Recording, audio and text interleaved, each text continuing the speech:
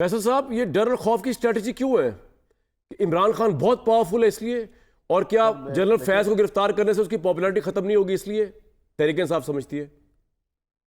देखिए एक तो ये कि कामरान शाहिद साहब सबसे बड़ी क्लैरिटी आप रखेंगे मुल्क को नुकसान पहुंचाने के लिए जो 14 की कॉल थी सिविल नाफरमानी की, जो मैंने आपको बताया था कि फैज़ हमीद के केस को इन्फ्लुएंस करने के लिए थी, वो तो आप कौम के आगे सामने आ गई है। इसका मतलब मुल्क भाड़ में जाए, मुल्क की रेमिटेंसेस भाड़ में जाए, उसके रिजर्व भाड़ में जाए, फैज़ हमीद बच जाए। तो फैज़ हमीद हमारा बाप लगता है जिसको हम बचा रहे हैं।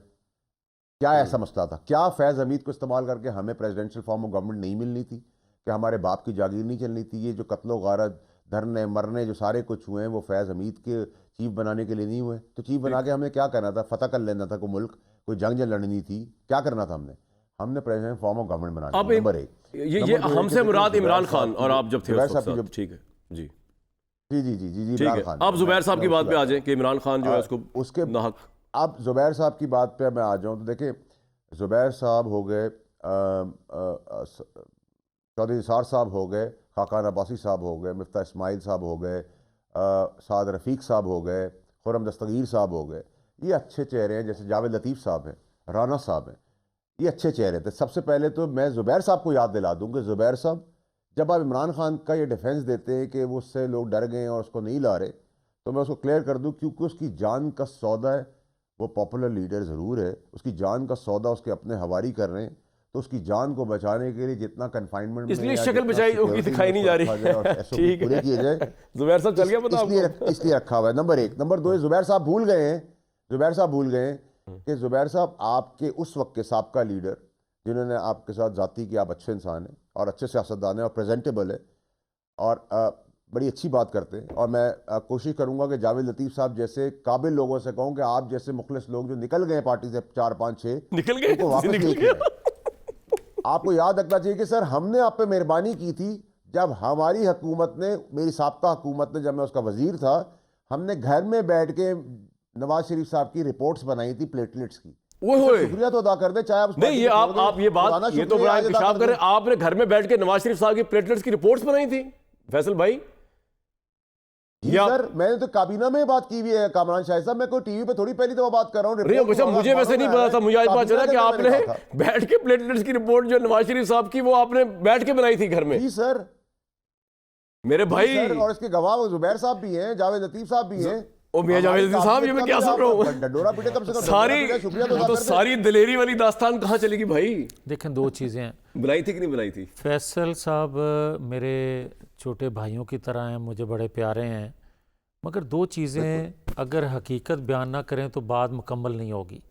पहली बात तो ये है कि जनरल पाशा, जनरल ज़हीरुल इस्लाम, जनरल रईस शरीफ और फिर जनरल फैज़, उसके बाद जनरल कमर जावेद बाजवा, ये सारे मिल के वो सारी साजिश तैयार करते करते साकिब निसार कैसे आ गए।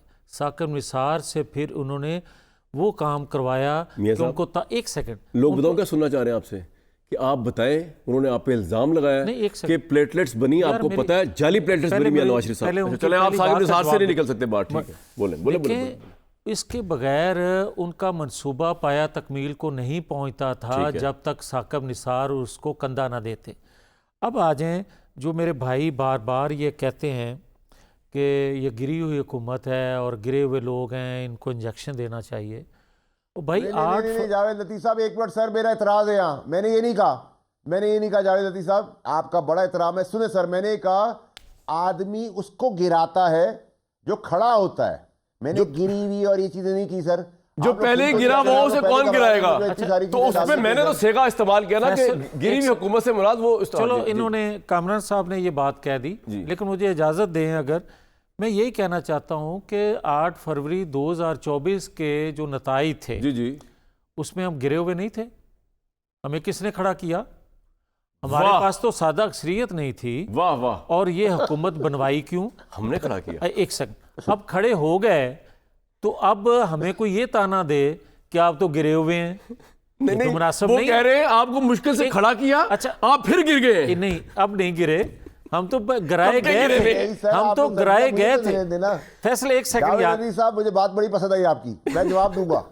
मुझे अगर इजाजत दे दें ये बात जावेद मैं साहब, करूं। मुझे इजाजत दे दें कि बोले, मैं बोले। छोटा भाई हूं, मैं आपसे थोड़ी सी इजाजत ले लेता जल्दी हूं। से बोले क्या कहना चाह रहे हैं। सबसे पहले तो ये है कि जावेद लतीफ साहब, सर जावेद भाई अगर मैं बोल लूं सर, अगर आपकी इजाजत हो। जी जी बोले please। बोले बोले बोले। जावेद लतीफ साहब देखे, बाजवा साहब को मैं जिम्मेदार जरूर ठहराता अगर बाजवा साहब फैज की चाल थोड़ी सी समझने के बाद उसको नहीं हटाते तो गुनाहगारी के कटहरे में उनको खड़ा कर देता। उनके ठीक है। ऊपर धूल नहीं, झोंकी गई, ये भी पहले ठीक है। इसका जवाब ले लें। लेकिन बाजवा साहब ने वहां स्टैंड लिया जब DGISI से उनको हटा दिया। नहीं, नंबर एक। नंबर नहीं। दो ये कि मैंने आपको सर ये कहा, इस तरह तो- आपने जवाब कहा देंगे। हमारी पार्टी गिरी हुई थी, टाइम आज। हम गिरे हुए थे इलेक्शन के दौर में, क्यों उठाया खड़ा किया, तो आपने क्यों ली, आप वापस कर देते, क्यों आप लेके बैठे हुए? अच्छा। मेरा सवाल सर आपसे होगा। यार वाह। अच्छा एक और सेकंड आपने क्यों ली हुकूमत जो एक्चुअली आपके लीडर है, फैसल, एक सेकंड जिनका आप- वोट है, अब पहले जिनका यार वोट प्लीज- है, जिनका वोट है वो अब नवाज पहले शरीफ साहब प्लीज- है, वो आपके लीडर है, अब रुक उनका जाना वोट यार। है, तो वो क्यों नहीं बयान दे रहे? अच्छा, वो अच्छे एक बयान दे दे, उदास आप क्यों है? रोज जी। कर दें। अब हम चलो यार रोज मियां कर साहब, दें आपके चलो बात, तो फैसल आप भाई बोलिए। उसी उन्होंने गिरा भी देता और एक ढा भी देता और बोलन तो दे। जो आप वकालत फरमा रहे हैं बाजवा साहब की, मुझे कोई इतराज़ नहीं, आप वकालत मज़ीद करें, मगर मुझे ये बताना पसंद फरमाएंगे कि जब वो उनको गद्दार, उनको मीर जाफ़र मीर सादक कह रहे थे तो कमर जवेद बाजवा साहब फिर 2 दफ़ा उस दौरान रातों को क्यों मिले आरफ अलवी के अरेंज किए हुए मीटिंग में? नंबर 1। नंबर 2, मुझे ये बता दें कि अगर वो शामिल नहीं थे तो जो नए चीफ लगाने के लिए नाम आ रहा था उसको रुकावट जो फैज़ हमीद तो बना ही रहे थे, मगर क्या कमर जवेद बाजवा उसमें रुकावट नहीं थे? ठीक है, ये आपका पॉइंट आ गया। नंबर 2, अब एक जरा सेकंड। रिस्पॉन्ड करते हैं मेरे सवालों को। एक सेकंड, अब क्या कह रहे हैं भाई? बात ये है, सारी बातें हो गई, पहले तो बताएं कि आप इस बात की तस्दीक करते हैं कि वाडा साहब कह रहे हैं कि नवाज शरीफ साहब को बाहर भेजने के प्लेटर्स की रिपोर्ट मैंने बनाई, हमने बनाई और आपको पता है इस बारे में? ये 100% गलत है।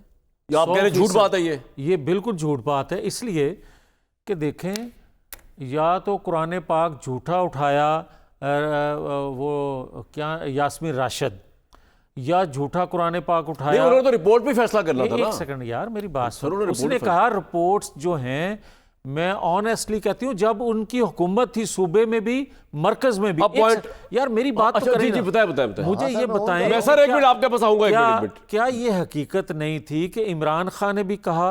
क्या ये हकीकत नहीं थी कमर जवेद बाजवा ने भी कहा, जनरल फैज ने भी कहा? पॉइंट आ गया आपका जो सर, जिसके बारे में आज मैं बात पॉइंट आ गया। लेकिन एक मिनट, आपने कह दिया कि प्लेटलेट्स की रिपोर्ट फैसल वाडा साहब की टीम ने तैयार नहीं की थी, फैसल वाडा साहब ने जुबैर साहब को गवाह बनाया। ब्रेक के बाद जुबैर भाई कॉल आप फ्रेंड कर ले या कर ले, आपने इसमें जवाब देना नहीं देना, लेकिन सवाल मैं आप जरूर पूछूंगा कि क्या आपको था कि फैसल भाई जो कह रहे हैं कि उन्होंने प्लेटलेट्स की नवाज शरीफ साहब की जो रिपोर्ट थी वो खुद बनाई उनको बाहर निकालने के लिए, और वाडा साहब जरूर जवाब देंगे इस बात का कि मियां जावेद साहब कह रहे हैं ये गलत बात है और ये झूठ बात है, कोई ऐसी रिपोर्ट नहीं बनी और वो मेरिट पे मियां साहब बाहर गए, बीमार थे।